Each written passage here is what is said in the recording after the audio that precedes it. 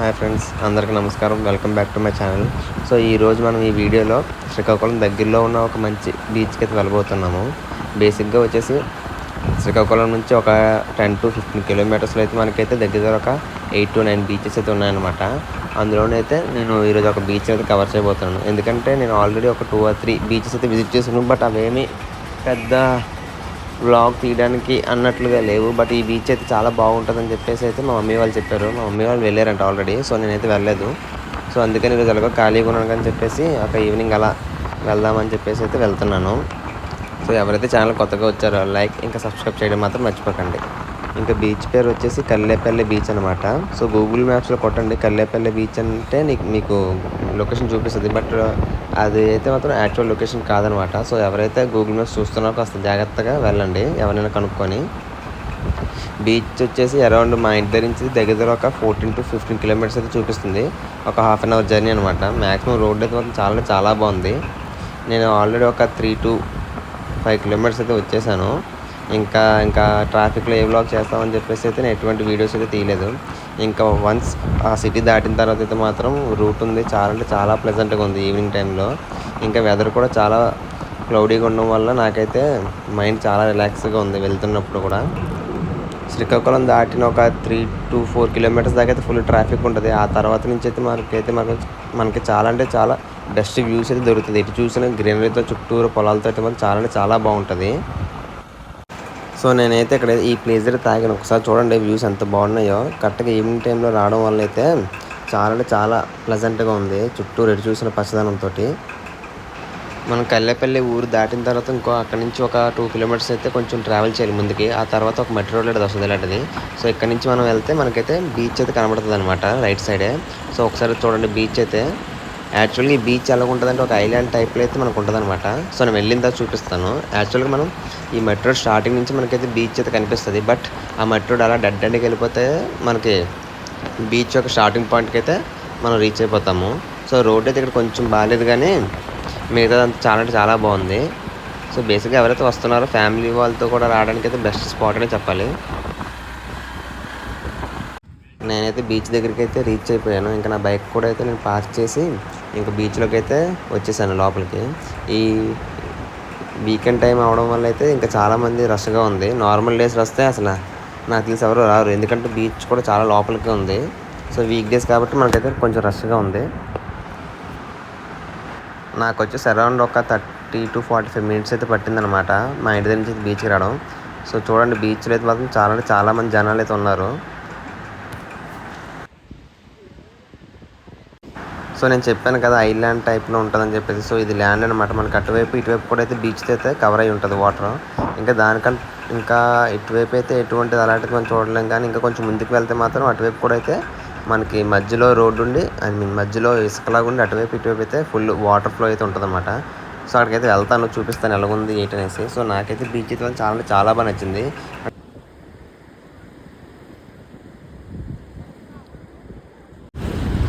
Final చివరిదాకా అయితే వచ్చేసాము. బట్ నాకు తెలిసినంత వరకు బీచ్ చాలా బాగుంది. ఎందుకంటే చూడండి ఇటువైపు అయితే చేపలు దొరుకుతాయంట. కానీ అడిగాను లోపల కూడా ఎక్కడ కూడా చేపలు ఉంటాయి. సో బేసిక్ అయితే ఇదంతా కలిసి అలాగా ఉంది. ఈ బీచ్కి వచ్చేసి డిఫరెంట్గా ఏంటి ఉన్నది అంటే మనకైతే మధ్యలో బీచ్ మధ్య అయితే ల్యాండ్ కూడా వస్తుంది పైకి. సో అక్కడికైతే వెళ్ళొచ్చు. సో అక్కడికి వెళ్తే ఇంకా వ్యూ అయితే బాగుంటుంది, చూపిస్తున్నాను. ఇది కనిపిస్తుంది కదా బీచ్. అక్కడికి వెళ్తే మాత్రం చాలా బాగుంటుంది వ్యూ. ఎలాగంటే అటువైపు ఇటువైపు రెండు వైపులా బీచ్ ఉంటుంది, మధ్యలో అయితే మనకి రోడ్డు వేలా ఉంటుంది అనమాట. సో అక్కడ దాకా వెళ్దామంటే ఇక్కడ ఎవరు లేరు వెళ్ళడానికి కూడా, ఎందుకంటే లోతుగా ఉంటుంది అనుకుంటున్నాను నేనైతే. అది చూడాలి మరి. నాకైతే బీచ్ అయితే చాలా బాగా నచ్చింది. ఎవరైతే శ్రీకాకుళంలోనే చాలా బీచెస్ ఉన్నాయి, దగ్గర మనకి ఒక 6 to 7 బీచెస్ అయితే ఉంటాయి. అందులోనే ఎవరైతే ఒక మంచి బీచ్కి వెళ్ళాలి అనుకుంటున్నారో ఫ్యామిలీతో కానీ సింగిల్గా కానీ ఈ బీచ్ అయితే సజెస్ట్ చేస్తాను. సో నేనైతే రూట్ కూడా చాలా క్లియర్గా పెడతాను. బేసిక్గా వచ్చేసి ఇక్కడ వచ్చిన దాకా పెద్ద బీచ్ ఉండదు, నార్మల్గా ఉంటుంది అయితే అనుకున్నాను. కానీ బీచ్ చాలా బాగా నచ్చింది నాకైతే మాత్రం. ఒక డిఫరెంట్ వైబ్లోకి వచ్చింది బీచ్.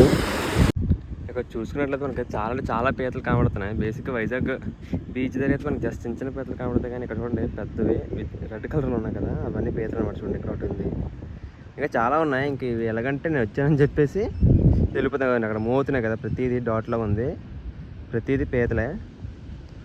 చాలా చాలా పీతలు ఉన్నాయి. సో యాక్చువల్గా నేనైతే అక్కడ ఒక బర్డ్ నడుస్తుంది కదా, దాన్ని అయితే ఫోటో తీద్దాం లేదా వీడియో తీద్దాంలే స్లో మోషన్ అనుకున్నాను, కానీ ఈ పీతలన్నీ చూస్తే భయం వేస్తుంది ఏమైనా అవుతుందా ఏంటనేసి. కానీ చాలా చాలా పీతలు ఉన్నాయి. ఇలా అడిగేస్తుంటే లోపలికి వెళ్ళిపోతున్నాయి పీతలు అయితే మాత్రం. సో ఇది ఏ బర్డ్ అయితే నాకు తెలియదు, కానీ ఇప్పుడు దాకా ఎలాగంటే పైనుంచి చూస్తుంది అనమాట ఫిషెస్ ఎక్కడ ఉన్నాయి ఏంటనేసి. సో ఫిషెస్ దొరికిన వెంటనే కిందకి వెళ్ళి దాన్ని తీసుకొని మళ్ళీ అయితే పైకి లేచిపోతుంది. సో నేను ఇప్పుడు చూసాను, ఇప్పుడు దాకా అయితే నా కళ్ళ ముందు చూసింది. సో ఏది డిఫరెంట్గా ఉందని చెప్పేసి నేను షూట్ చేస్తున్నాను, కానీ అది కూడా వెళ్తుంది మళ్ళీ. సో వీడియోలో పడితే బాగుంటుంది, ఎందుకంటే నేను చూస్తున్నప్పుడే తీసింది. సో బేసిక్ ఇది ఏ బర్డ్ అయితే నాకు తెలీదు. సో మీకు ఎవరికైనా తెలిస్తే కామెంట్లో కామెంట్ చేయండి.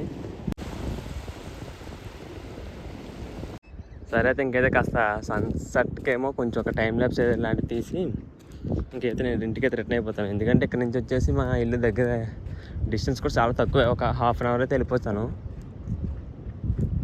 సో చాలా దగ్గరగానే ఉంది బీచ్ అయితే మాత్రం, కానీ రోడ్డే కొంచెం డిఫికల్ట్గా ఉంది. ఎందుకంటే మనం ఆ ఊరు చేరుకున్న తర్వాత ఊరు నుంచి లోపలికి బీచ్కి వచ్చే రూట్ అయితే మాత్రం ఫుల్ రాళ్ళతో ఉంది. సో నాది బైక్ కాబట్టి అయితే వచ్చేసింది. మ్యాక్సిమం స్కూటీ, బైక్, ఇంకా కార్ కూడా వేసుకొని వస్తున్నాను అనమాట. కానీ ఈ బీచ్కి వచ్చేసరికి బీచ్ చివరి దాకా రావాలి.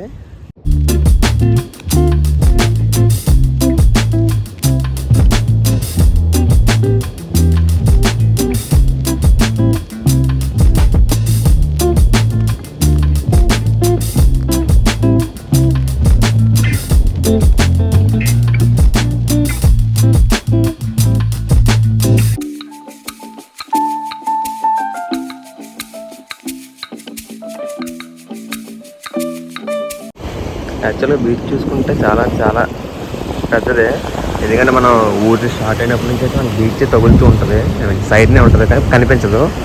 అక్కడక్కడ చిన్న చిన్న వేస్ ఉంటాయి, కానీ అక్కడికి వెళ్తే ఒక్కో దగ్గర అయితే ఒక్కో లొకేషన్ దగ్గరికి వెళ్తాము. యాక్చువల్లీ మనం గడ్డ దగ్గరికి వెళ్తే అక్కడ మనం చిన్న చిన్న షాప్స్ అవన్నీ అయితే ఉంటాయి, ఏడు ఫుడ్ ఏమైనా కావాలనుకుంటే తినడానికి. సో ఇంకా అక్కడి నుంచి మన బీచ్ అయితే స్టార్ట్ అవుతుంది అనమాట. ఒకవైపు బీచ్ ఎంత బాగుందో, ఇంకోవైపు అయితే బీచ్ అయితే అంత చెత్తగా అయితే ఉంది. ఈ బీచ్ని ఎవరు పట్టించుకోవట్లేదు, కానీ క్లీన్ చేస్తే మాత్రం మంచి టూరిస్ట్ స్పాట్ అయితే అవుతుంది. ఎందుకంటే శ్రీకాకుళంలో చాలా చాలా బీచెస్ అయితే ఉన్నాయి, బట్ ప్రతి బీచ్ తెలుగే ఉంటుంది. నేను దగ్గర 3 అయితే విజిట్ చేశాను బీచెస్. ఆ 3 బీచ్లు కూడా తెలుగే ఉన్నది అనమాట. బట్ ఎవరైనా దీనికోసం కేర్ తీసుకుంటే మాత్రం చాలా చాలా క్లీన్గా ఉంటాయి బీచెస్ కూడా. సో ఇంకా నేనైతే ఇంకా వీడియో ఇక్కడ టెన్ చేసేస్తున్నాను. ఇంకా నేనైతే ఇంటికి కూడా రిటర్న్ అయిపోతున్నాను. సో ఎవరికైతే వీడియో నచ్చిందో లైక్ ఇంకా సబ్స్క్రైబ్ చేయడం మాత్రం మర్చిపోకండి. అలాగే ఇంకా మీ ఫ్రెండ్స్ అండ్ ఫ్యామిలీకి కూడా షేర్ చేసి నాకు కాస్త సపోర్ట్ ఇస్తారని చెప్పేసి అయితే నేను కోరుకుంటున్నాను. Thanks for watching.